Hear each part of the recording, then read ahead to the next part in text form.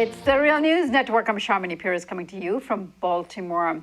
While building a greater, bigger wall between Mexico and U.S. might be gaining much right-wing racist fanfare for Donald Trump's campaign, the truth is that there has been a bipartisan government effort over the last quarter of a century to put in place an unprecedented array of walls, detection systems, and guards for that southern border of ours, says our next guest, Todd Miller, in his article penned in Tom Dispatch titled The Great Mexican Wall of Deception.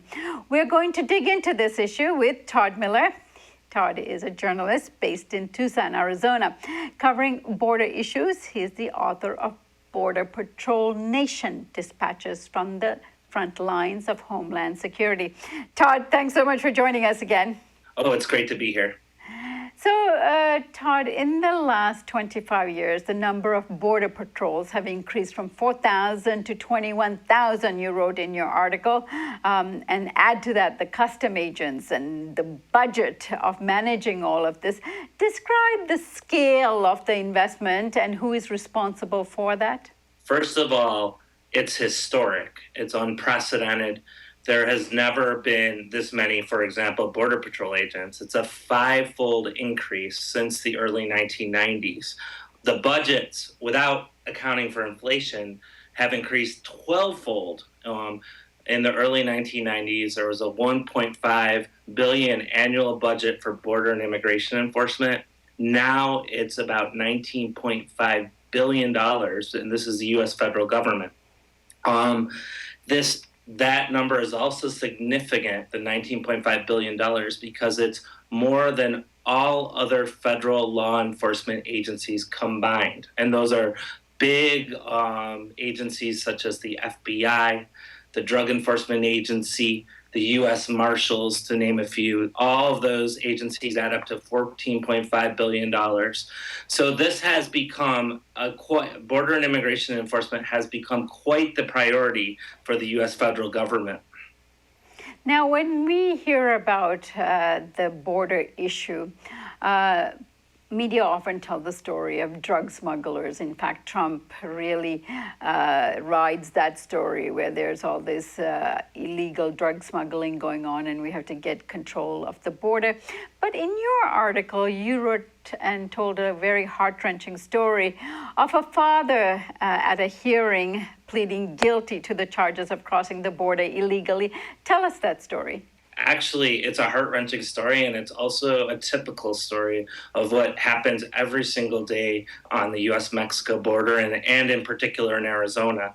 First of all, it's a father. I was actually at the Tucson Federal Courthouse, and it was a program called Operation Streamline, where people who cross the border unauthorized without the proper documents between the ports of entry, who are caught by the U.S. Border Patrol, are then brought in front of a magistrate judge, who then sentences them to prison based on the charges of quote-unquote illegal entry. And so I was at the courthouse, and I was able to witness this father who said usually the proceeding goes it's like a fast food restaurant almost. There's generally between 50 and 70 people who have been caught in the desert on any given day. They're all shackled. They have handcuffs around their wrists. They're shackled. They have chains around their waist.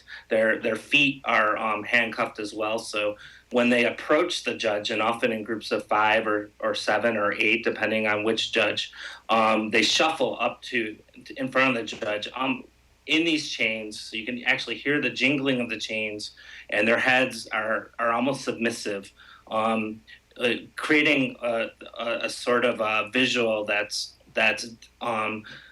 deeply demonstrative of what is actually happening right now on the border. And usually what happens is that each person will be sentenced 30, 60, 90, 180 days to prison.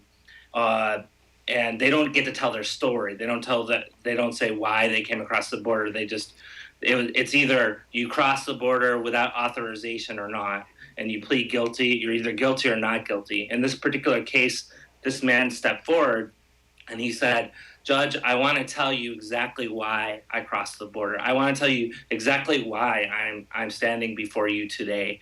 My child, who's 4 months old, has a heart condition.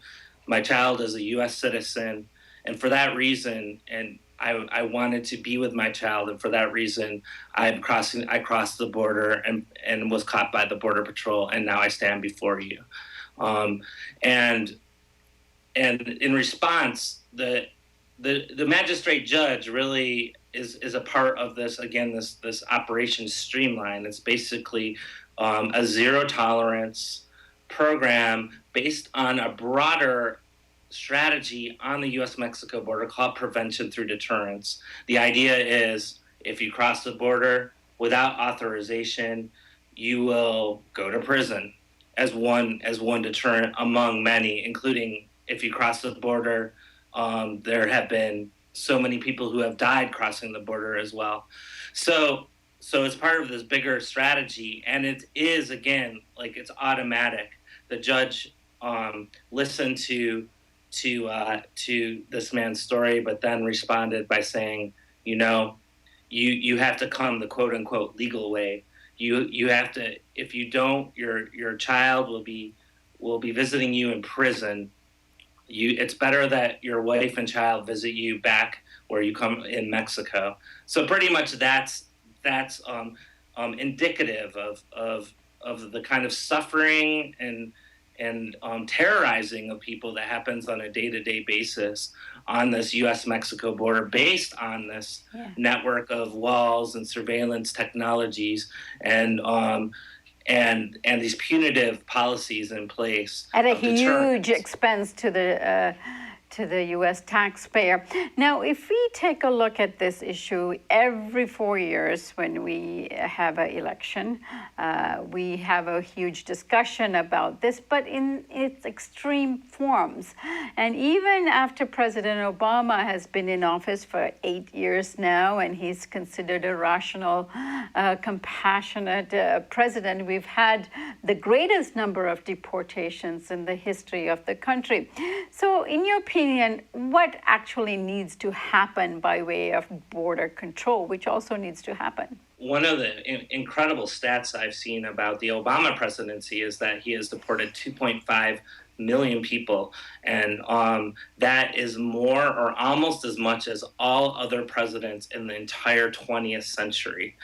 So that gives you the scope of how many people have been deported. But it's not all Obama. It's this kind of massive enforcement, deportation apparatus, incarceration apparatus that has developed over, again, the last 25 years with all these budgets. It's been very bipartisan, and Obama has simply continued that. What is happening now is it's been quite baffling to me over the last year. For example, since Donald Trump has declared that he's going to build this wall, the way that he says it and the way that it's often reported is as if there is nothing on the U.S.-Mexico border, that there hasn't been this massive buildup. There's not all this technology. There's not all these Border Patrol agents. There's not a 700-mile wall that already exists. And so you're led to believe that there's nothing there, and thus there's just Donald Trump and the empty U.S.-Mexico border, the empty borderlands, and so there's no real conversation about it. There's no debate. There's no, whoa, do we need all these billions of dollars? What is not happening in this country is a holistic debate around border and immigration policy, like it needs to happen.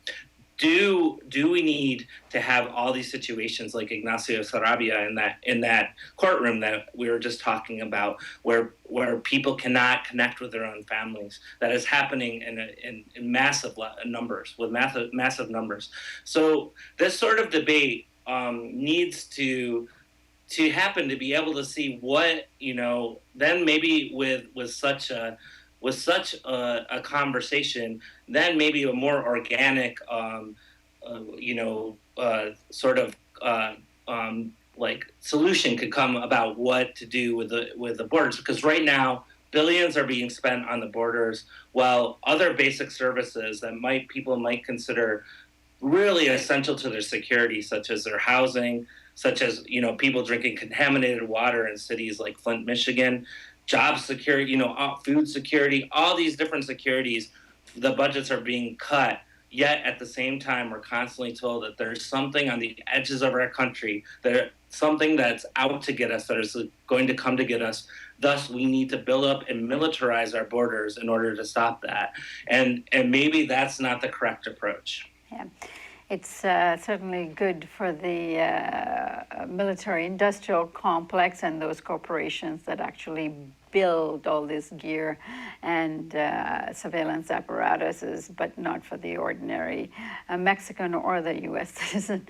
So I thank you so much for joining us, Todd Miller, and I hope to have this conversation on an ongoing basis, because I think we certainly need to remind people about what's happening on the border, because if we don't live there, you actually don't realize the extent of the suffering that people are experiencing, nor the consequences of such a militarized border that we currently have.